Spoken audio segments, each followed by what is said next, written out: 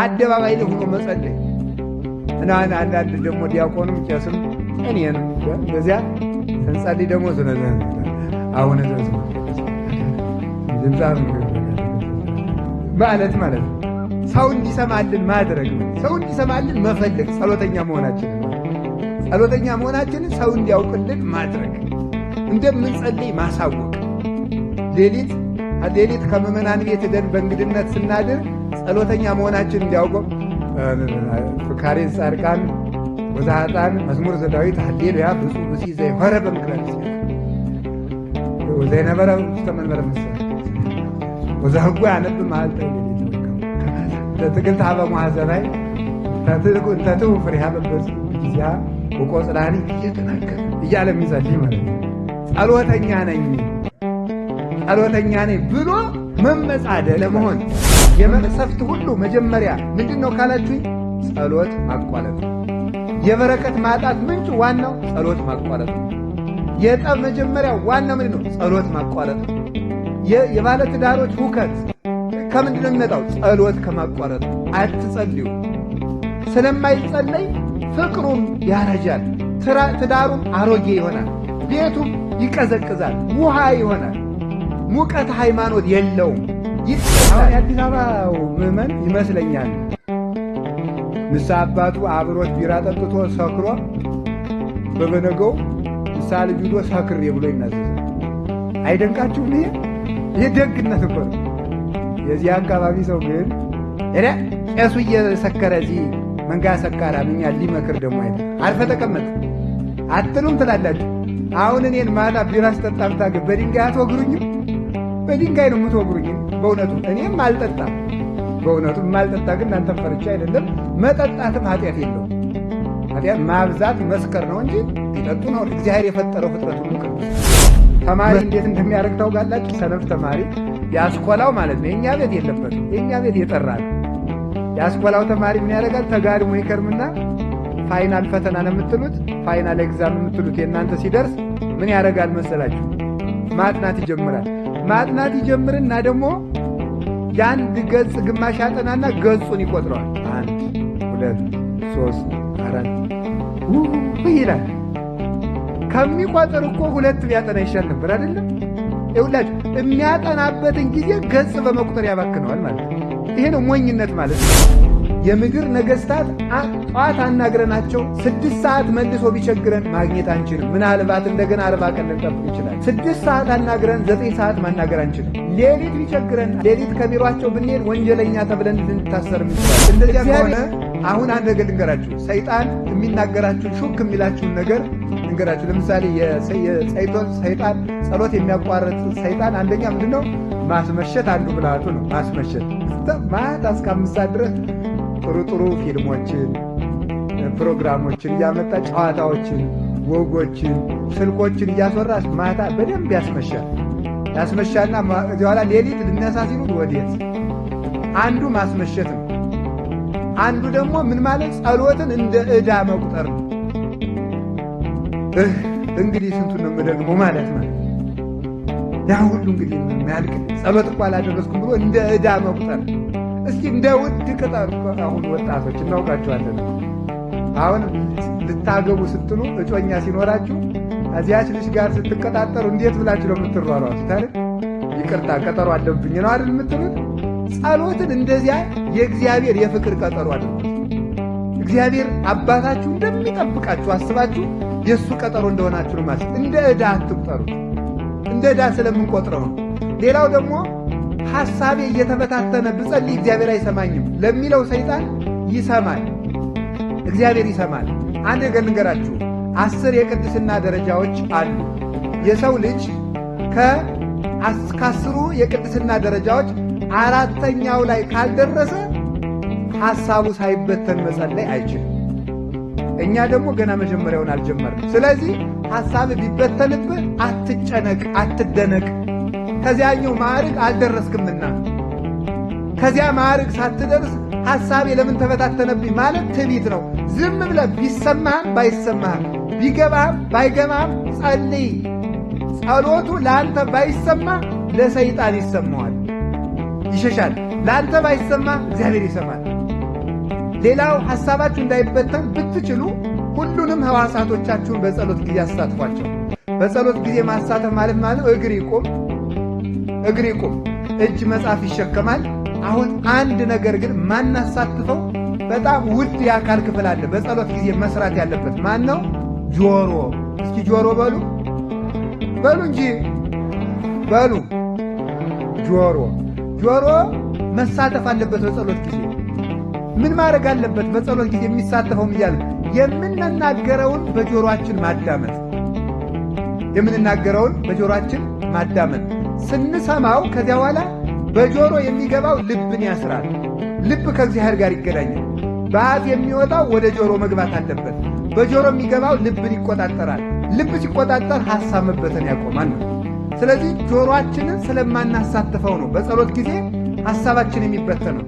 ሌላው እምነት ስለሌለን ነው ሐሳባችን የሚበተነው። አሁን ብዙ ጊዜ እንደውም አንድ የፍርድ ቤት ሰራተኛ ምን ብሎኛል? ያልዘጋሁት ፋይል ሁሉ ትዝ የሚለኝ ለጸሎት ስቆም ነው። በቃ ትዝ ይለኛል። የጠፋ ዕቃ ሁሉ በጸሎት ጊዜ ነው ትዝ የሚላችሁ። የት እንዳለ ማለት ያልደወላችሁት ስልክ ሁሉ ትዝ ይላችኋል። ኑሮ ያስጨንቀናል። ማታ ምንድነው የምሆነው? ነገ ምንድነው የምሆነው? ነገ ላይ ተጣልተው እኛም ደግሞ ሆነው የት ሀገር ግን ነው የምኖረው? ምን አይነት ቤት ውስጥ ነው የምኖረው? ይሄ ሁሉ ያስጨንቀናል። እሱ ስለ እናንተ ያስባልና የሚያስጨንቃችሁን ነገር ሁሉ በእግዚአብሔር ላይ ጣሉት ብሏል ቅዱስ ጴጥሮስ። ስለዚህ እግዚአብሔር ያውቃል ብላችሁ እኔ ስለ ዛሬ እንጂ ስለ ነገ የሚያገባኝ ነገር የለም፣ እግዚአብሔር ያውቃል፣ እኔ ድርሻዬን እሰራለሁ። አንድ ገበሬ ነበር እና ምን አሉ ይባላል እኛ ገበሬ ሰውዬ ዝናብ እስከ ሰኔ ግማሽ በላይ ቆይቶ ነበረ እና ሲቆይ ሰውየው ዝም ብለው ዘር ይሰራል። ኧረ ተው እባክህን፣ ኧረ ተው አንተ ሰውዬ ቢያንስ እንኳን ዘሩ ለልጆች ቢበሉት ምን አለ ሲባል ምን ብለው መለሱ መሰላችሁ? እግዚአብሔር ዝራ እንጂ ውሃ ቅዳ አላለኝም ብለዋል። እስኪ በሉ እግዚአብሔር ዝራ እንጂ በሉ። ምን አላለኝም አሉ? ውሃ ቅዳ። እኛ ሰውዬ ብቻ በዚያ ችግር ዘመን ጉድ የሆነ አዝመራ አገኙ ይባላል። በእውነት እኛ ሰውዬ ብቻ ማለት ነው። እኛ ድርሻችን እንስራ። የማን ድርሻ ነው? ሌላው እግዚአብሔር ድርሻ ነው። ባልና ሚስት ተጋብተው የተፈጥሮ ግዳሻቸውን ይፈጽማሉ። ጽንስን አርግቶ አካል ማድረግ የማን ድርሻ ነው? የእግዚአብሔር ድርሻ ነው። ስለዚህ እናንተ ጸልዩ፣ ሥራ ሳትፈቱ ስሩ፣ የአቅማችሁን ነገር ሰርታችሁ ብሉ። ቀሪውን ለነገ እግዚአብሔር ያስባል። ለነገ በመጨነቅ ዛሬን ማባከን የለባችሁ። ተማሪ እንዴት እንደሚያደርግ ታውቃላችሁ? ሰነፍ ተማሪ ያስኮላው ማለት ነው። የእኛ ቤት የለበትም። የእኛ ቤት የጠራ ነው። ያስኮላው ተማሪ ምን ያደርጋል? ተጋድሞ ይከርምና ፋይናል ፈተና ነው የምትሉት፣ ፋይናል ኤግዛም የምትሉት የእናንተ ሲደርስ ምን ያደርጋል መሰላችሁ? ማጥናት ይጀምራል።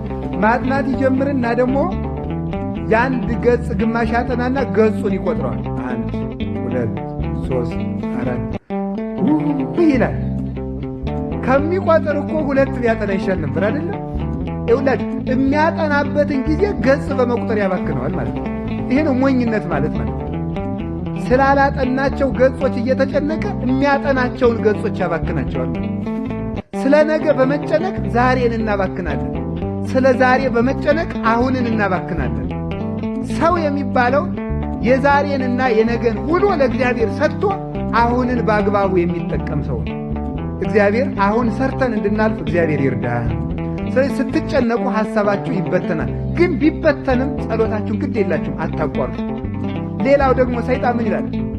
አንተ ኃጢአተኛ ነህና እግዚአብሔር አይሰማህም ሊላችሁ ይችላል። ኃጢአተኛ ስለሆንክ እግዚአብሔር አይሰማህም፣ ግን ይሰማል። እስኪ አንድ ጥያቄ ልጠይቃችሁ። እናት ሕፃን ልጇ ጭቃ ሲያቦካ በጣም ፊት ታቅፋው ሄደች፣ ታቅፋው የምትኖረው ልጅ መዳህ እምቢ ብሎት ብዙ ጊዜ ቢቆይ ለመዳህ በቅቶ ጭቃ አብክቶ ቢመጣ ምን ታደርገዋለች? ወይም ስኳር ቢደፋ ለዚህ በቃልኝ እሰይ ልጅ ብላ ትሰማዋለች። ችግር እኮ ነው የፈጠረው ልጅ አይደለም? ዕቃ ደፍቷል፣ ግን ለመድፋትም መብቃት ብላ ትስመዋለች። ከዚያ ኋላ አይምሮ ካወቀ በኋላ ሲያጠፋ ነው የሚገረፈው። እስከዚያ ድረስ ግን ጭቃ ተቀብቶ ቢመጣ ጎሽ ጎሽ ጎሽ ተብሎ ይታጠባል ማለት። እኛ ምንም አይነት ኃጢአት ይዘን መተን ብንጸልይ እግዚአብሔር ቸር ነው፣ ደስ ይለዋል። ነገ ከዚያ እናቲቱ እንደምትለው እንደምታጥበው ስለምታውቅ ነው። እግዚአብሔር እንደሚያነጻን ያውቃል። ከጸለይን እንደምንድን ያውቃል። ከጀመርን እንደሚያስጨርሰን ያውቃል። ሰይጣን ደግሞ ከጀመርን እንደምንጨርስ ስለሚያውቅ ነው። እንደው ሊቃውንት ይላሉ በዓለም ላይ ዋና ፈሪ ሰይጣን ነው ይላሉ። ታውቃላችሁ? ይሄ ዋና ፈሪው ማለት ነው። ታውቃላችሁ? ሰይጣን በጣም የመጨረሻ ፈሪ ነው። እኔ ፍርሃቱ የሚደንቀኝ ምንድን ነው? እኛን አለመናቁ። አይገርማችሁ? አሁን እኔን አለመናቁ። አሁን እኔ ራሴ 3 ቀን እንደው ሳላቋርጥ ጥሩ ጸሎት ብጸልይ እባብ ይመስልና ይመጣል፣ አይጥ ይሆንና ይመጣል። ኋላ ደግሞ እኔ በጸሎት ላሸንፈው ቆይ እና ደግሞ ጀማሪ ክርስቲያን ጳጳስ ይበልጣል አይደል? አቃጥላለሁ በጸሎት ይመስማ ወልድ መንፈስ ቅዱስ አሐዱ አምላክ ይትቀደስ ስምከ ትምጻእ መንግሥትከ ወፈቃድከ በከመ በሰማይ ከማሁ በምድር። አቃጠልኩት ወይ ማለት ነው። አያልክ እስቲ እንደው ተቃጥሎ እንደሆነ ባቡ ብናርጌ ሰድጄ ይሆን ብለን ማለት ነው እኮ ነው የጀማሪ ጸሎት ማለት ነው። አያችሁ አንድ የቤተ ክርስቲያን አባት ሲናገር ስለዚህ ጉዳይ ምን ይላል? እግዚአብሔርን እያሰብክ በመጸለይ እንጂ ሰይጣንን እያሰብክ በመጸለይ ሰይጣንን ልታሸንፈው አትችልም ይላል። እግዚአብሔርን እያሰብክ ስትጸልይ ግን እባብ ሆኖ ሊመጣ ይችላል፣ ጊንጥ ሆኖ ሊመጣ። ለምንድን ነው እንደዚያ ብሎ የሚመጣ? እንደዚያ ብሎ የሚመጣው ይሄ ሰውዬ ዛሬ 3 ቀን በተከታታይ መጸለይ ከጀመረ 30 ዓመት ሊጸልይ ይችላል። ስለዚህ ሳይደርቅ በርጥቡ ሳይልቅ በቅርቡ አሁን ማስቆም አለብኝ ብሎ እኮ ነው፣ ለማስፈራራት ማለት ነው። በጣም ፈሪ ነው። ኧረ እነዚህ ይሄ ሰውዬ ነገ አደጋ ይሆናል ብሎ ፈርቶ አሁን እንጂ አሁን እንጦንስን በፈተነበት እኔን መፈተኑ ያስቃል እኮ ምን አይነት ደካማ እንደሆነ ወራዳ በእውነቱ ማለት ነው። አሁን እኮ ወታደር አሁን ጀግና ወታደር እኮ ሕፃናት አንተ ወታደር ሌባ ቢሉት አይተኩስም። ይተኩሳል ስቆባቸው ነው የሚሄደው። ጀግና የሚተኩስ ለጀግና ነው። ሰይጣን ግን ወራዳ ስለሆነ ወደኛው ሁሉ ይተኩሳል። ጀግኖቹም እንግዲህ እነ እንጦንስ እነ መቃርስ ግንባሩን ብለው ይጥሉታል። እኛንም የማይንቅ ሰይጣን ፈሪ ነው። ፈሪ ስለሆነ ነው እንጂ የሚያስጨንቃችሁ ስለማይዘለቅ አይደለም። አንድ ቀን ቅዱስ እንጦንስ ሲጸልይ አጋንንት በሙሉ ምን ይመጣሉ? እባብ፣ ዘንዶ፣ አንበሳ፣ ጅብ፣ አጋግራ፣ አርጃኖን፣ ነምር፣ አይጥ፣ ጓጉንቸር፣ ዝምብ፣ የውሻ ተርብ፣ በዓለም ያለ ዝሆን ምናምን ሁነው መስለው ተሰብስበው መጡበት። አውቀው እኮ ነው፣ አውሬ አይደለም መስሎ ማለት ነው። ኋላ ቅዱስ እንጦንስ ምን አላችሁ? ይሄ የሚያመለክተው በጣም አቅመ ቢስ እንደሆናችሁ ነው አላችሁ። ምክንያቱም ጉልበት ቢኖራችሁ ኑሮ ለእኔ ለእንጦንስ የሚበቃው ጅቡ ብቻ ይበቃኝ ነበረ። አቅም ስለሌላችሁ ግን ብዙ ናችሁ መጣችሁ አላችሁ። እንዲህ ሲሳለቅባቸው ብን ብለው ጠፉ። በእውነቱ የቅዱስ እንጦንስ አምላክ እኛን የሚፈትኑትን አጋንንት ሁሉ ያብንንልን። በእውነቱ ሁላችንም ምን ማድረግ አለብን ካላችሁ በጸሎት ብዙ ብርቱ መሆን አለብን። ቢያሰለችን ቢደክመን ጸሎትን በጣም በአጭር ጊዜ የሰው ልጅ ከወጣ የማይመለስባቸው የቅድስና ሥራዎች አሉ። ከተውናቸው ቶሎ ለመመለስ የሚያስቸግሩ አንደኛው ጸሎት ማቋረጥ ነው። ሁለተኛው ቤተ ክርስቲያን መምጣት ነው። ሦስተኛው ሌሊት መትጋት ነው። እነዚህ ነገሮች አንድ ሰው እንኳን በዓለም የሚኖር ምዕመን መነኩሴ እንኳን 40 ዓመት ሲጸልይ የኖረ እንኳን ቢሆን ካቋረጣቸው ለመመለስ ከባድ ናቸው። አሁን ሌሊት ስትተጉ ኑራችሁ ከዚያ በኋላ 2 ቀን ካቋረጣችሁ መልሳችሁ ሌሊት ለመነሳት ከባድ ነው። ቤተ ክርስቲያን በተከታታይ የምትመጡ ከሆነ 3 ቀን ከቀራችሁ ለመመለስ ይቸግራል። ጸሎት ካቋረጣችሁ በኋላ መልሳችሁ ጸሎተኛ ለመሆን ችግር ነው። የያዙትን ይዞ መዝለቅ ትልቅነት ነው። እግዚአብሔር በጸሎት እንድንጸና ይርዳን። እሺ አሁን እንዴት እንጸልያለን የሚለውን ጌታችን ኢየሱስ ክርስቶስ ያስተማረንን እንቀጥል። ወሶበሂ ትጸልዩ ኢትኩኑ ከመ መደለዋል። ስትጸልዩ እንደ ግብዞች አትሁኑ ይላል። ስትጸልዩ እንደ ግብዞች አትሁኑ።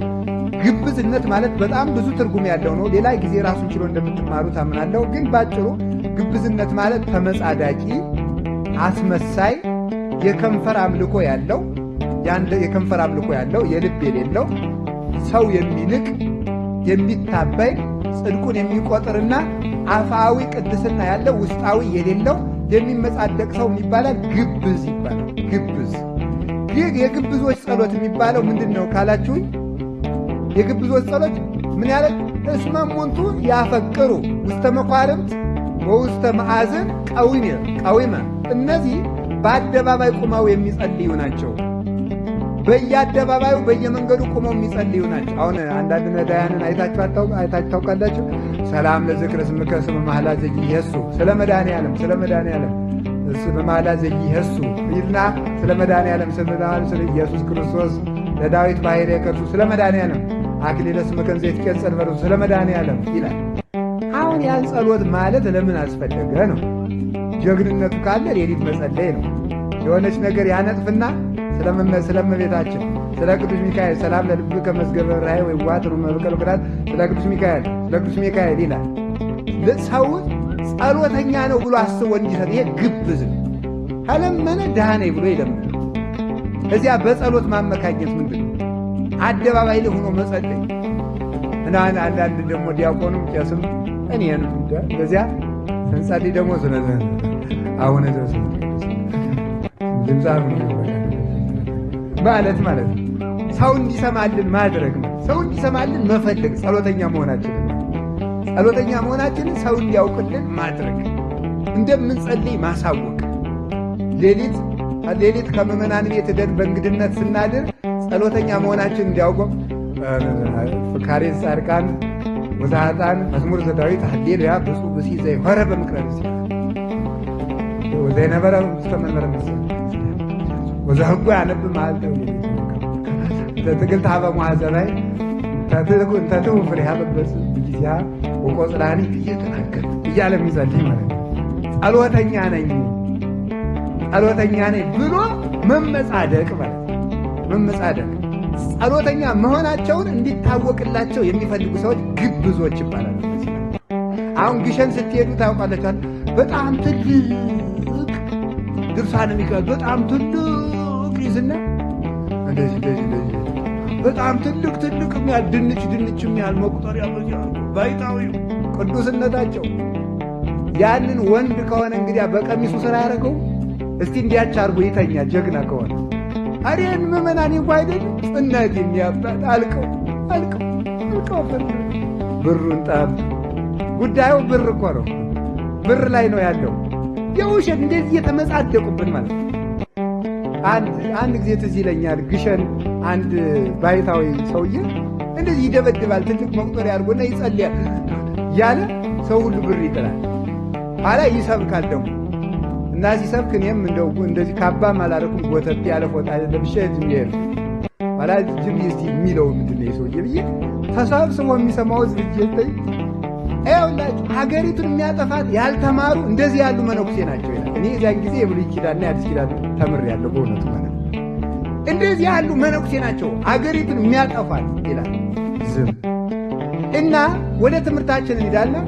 ቅዱስ ገብርኤል ያበሰራት ቅዱስ ገብርኤል የተገለጠላት ቅድስት ሴት ማናት? እስቲ አንተ መነኩሴ ተናገር አለ።